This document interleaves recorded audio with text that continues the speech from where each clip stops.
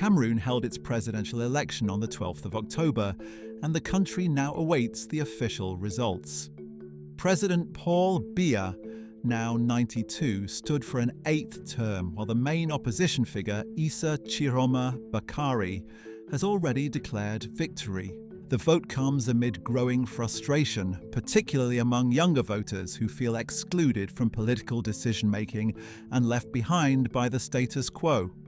With continued tensions in the Anglophone regions and a tightening of political freedoms, the election raises important questions about participation, stability, and what comes next.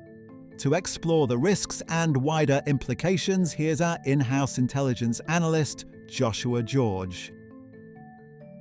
Under the rule of the 92-year-old President Paul Biya, the Cameroonian state has become increasingly repressive.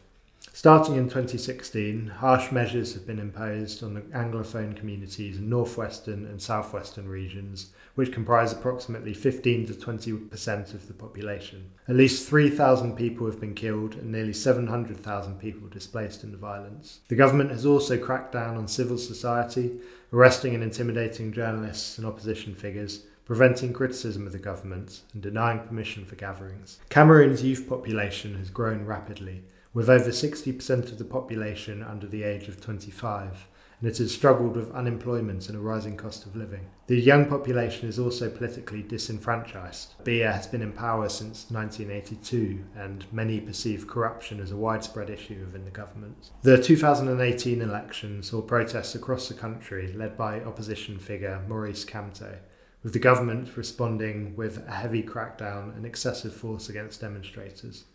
Protests have occurred sporadically since, with tear gas and water cannons used against peaceful protesters, for example in September 2020. Presidential elections recently took place on the 12th of October, with Biya pursuing an 8th 7-year political term. The lead up to the election has been categorised by an increase in arbitrary arrests and trials conducted by military courts for opposition figures, journalists and civil society members. Kamto, the primary challenger to Biya, who led the demonstrations in 2018, was banned from running by Cameroon's election commission. Bakari has emerged as the leading opposition candidate. On the morning of the 14th of October, Bakari unilaterally declared victory in the presidential election in a 5-minute speech posted to his social media. Official results have not yet been announced, though they are highly likely to favour Biya. This outcome is expected to trigger competing narratives, with Bakari poised to allege